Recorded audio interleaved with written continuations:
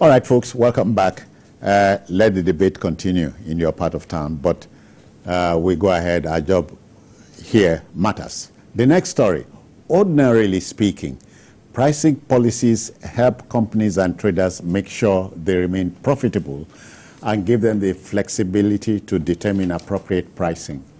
In a jurisdiction where things appear inappropriate, the need to stem an exploitative tendency of traders and producers of goods and services becomes imperative.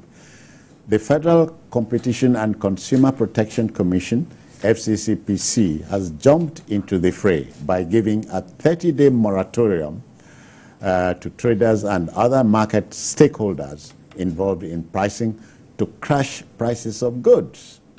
Newly appointed Vice Chairman of FCCPC, Tunji Bello, announced this measure during an engagement with stakeholders on Thursday. Are we asking the right questions?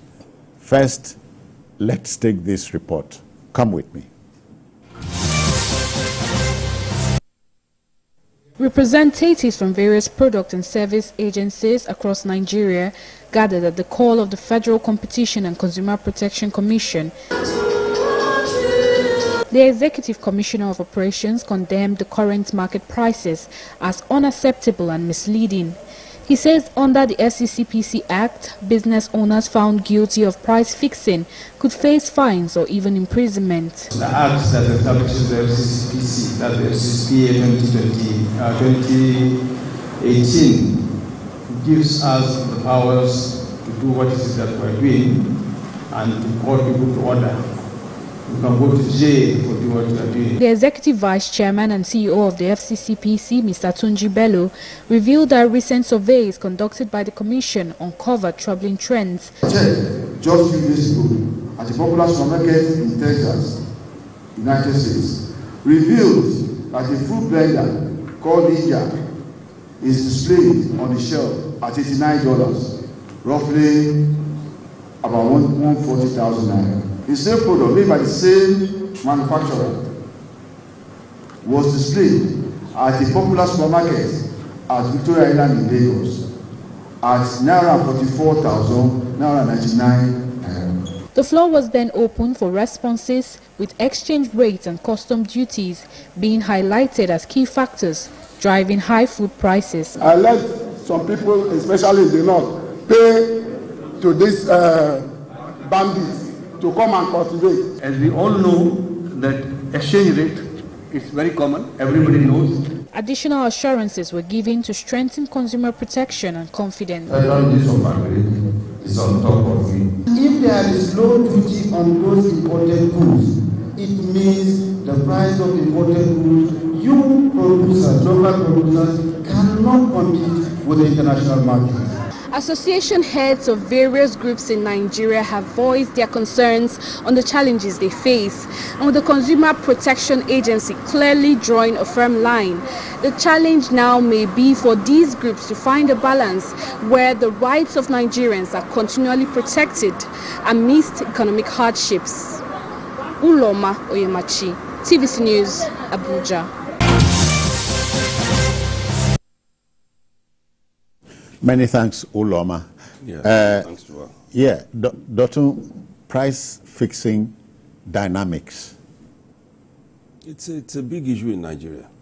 But first, let me say that I have a lot of confidence and trust in the man who is at the helm of affairs at the FCCPC. Yeah. That's Tunji Bello. He's our boss. Okay. He's a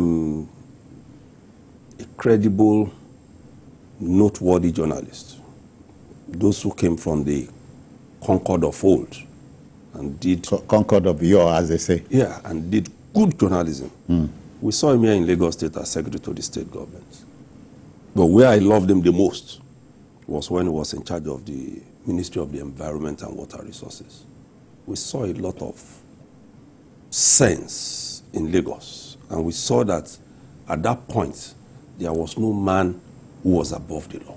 If you build on waterways, you build on water paths, the building is gone down.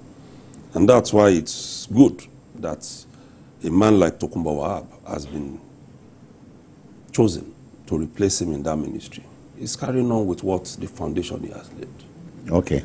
But one thing I can tell Egbon is that this job is not going to be as easy. Or it's going to be tougher than what he underwent in the Ministry of the Environment and Water Resources. Otherwise, he's giving me the impression that between now and September 30th, yes, prices yes, but these are the issues that these people have raised. And a lot of them, he has to quickly address as interagency issues. Petrol. On my way here now, I didn't see anywhere, including where they are selling for 850 and 900 naira, where there was no queue. Not forget about the ones where they are doing 619, 5. If you go there, the queue is mad. And then somebody brings his goods. Let's forget about all these supermarkets. How many of us go into supermarkets to go and buy tomatoes and the rest? We go to the real market. Somebody brings his goods from the north, like one of those who made that comment at the meeting said. And you think he will not factor in how much he has paid? For the exchange rate today is still in the region of 1,600 to $1. Are you factoring the insecurity? No, it's part of what was mentioned at that meeting too. So there are a lot of things to be done between now and that 1 month. What I want to see truly from Egbon is this. We've always said it that in Nigeria, whatever goes up does not come down. For once, let us see the thing that has gone up in Nigeria come down. It's a big deal. And seriously, I must commend some of our monarchs. At least 2 of them we have had. Speak out loudly about this price issue. The Oni of Ife and then the Accra of Badagry. They've done well. They've told those who are in the markets that they will not take nonsense from them. And we have seen it, like we've said here so many times on this program. We ourselves, now we do ourselves. I don't know if you watched that edition where we saw, where a video clip was played, and we saw some people who bought tomatoes from Hausa men, or those from the north. Let's not use that word. A few meters in Ondo State here, a few meters away, and came to their own market and doubled the price, and they stopped the people who are buying from them from going to the Hausa men directly. Using force. From the traders, please. Yes. They forced them, they told them they can't buy from them. And then they have bought from there a few meters away and they are selling double the price. These are the kind of things we are talking about. But can one man do it? No. It must be interagency. It must go down to the states, go down to the local government, and go down to the monarchs. Otherwise, the rulers. Yusuf, they talk about bringing prices down by fiat. Does not appear in sync with reasoning here. You know, our business here is to mold opinion. Yeah, when it comes to the law of demand and supply, I've never been told that it obeys presidential or executive, directives. You understand me? And this market forces, we are told. This is not to slight, our own Mr. Tunji Bello, somebody we respect a lot. And I truly understand where he wants to go, and I know he's determined to, make, a great impact. But you will need to come down and look. The issues are very complex. I mean, deeply complex. You need to talk about what is the state of our naira. You get what I'm saying? I was in Maiduguri last week. You need to see, go to Adamawa, go to all those places that share border with other countries. When people produce small items, in those places like Maiduguri, Adamawa, people there, majority of them, really, see themselves totally as Nigerians. As countrymen and women. They share, affinity with people from, Cameroon. So the small items. Are people, with people or are people from? Well, we are all Africans. Let me make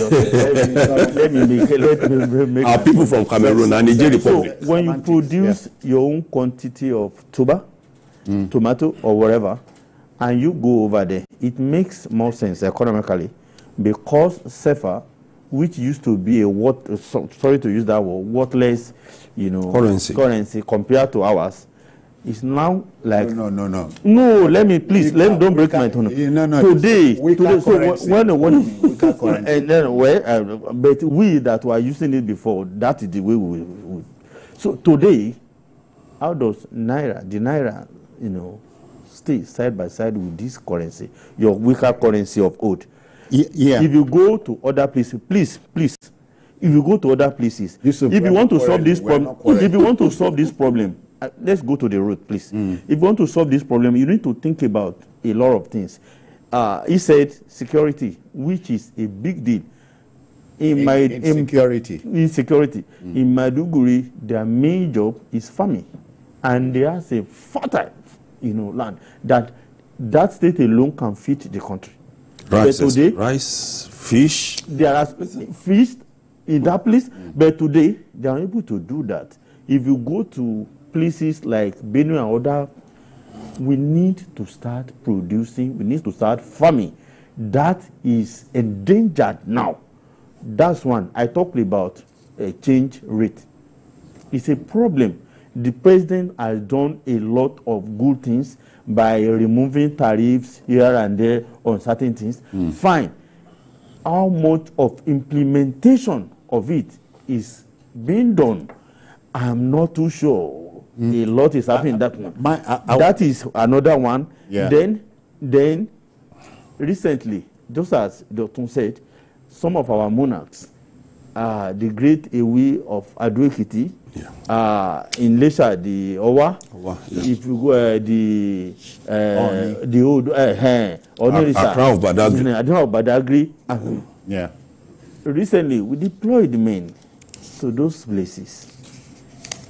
Those directives, have they crashed the prices of anything? The answer is flying in the air. No, because what these people are saying is the Oba is able to address the problem of transportation. That, look at what he said about petrol. Are you sure what you bought your petrol today is what you will buy it next week? That is that is a job for the government, not the ordinary folks. So we can go on and on. Our economy, when transportation is in a shambles as it is now because of petrol, and this is a problem. Energy. What are we doing about it? You get what I'm saying? So everything, prices skyrocketing. The economy is powered, by energy. Then two, movement by those areas. We need to do a lot about them. Dr. What I was going to tell our brother is Economics 101 tells me that the only way to arrest the slump of the national currency is to go into an aggressive production activity, producing goods and services and earning foreign exchange. Exactly. So let's take it home now because of time. The FCCPC has given a 30-day moratorium grace, if you like, to producers of goods,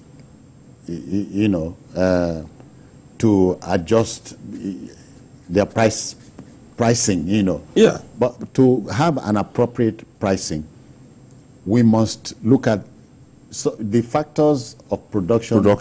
Will come into play here. So the insecurity must be tackled. And of course, consider this. You carry a truckload of yams from Benue to Lagos. Along the way, you are paying tolls, which you should not. We shared a story here. A reporter followed a truck from Sokoto to Uyo, and they had ₦1 million in cash. They finished it before they got there. All right. Security agents collecting. So over $1 million. So to our brother, and that was 3-4 years ago. Yeah. Now I imagine what. To our brother Mr. Tunji Bello, we wish you Godspeed. Yes, he has not failed before, and we wish he won't fail then. this time around. So, our last but not least story. You know, giving succor in these harsh economic times is the way to go. President Bola Tinubu has magnanimously approved a 50% subsidy on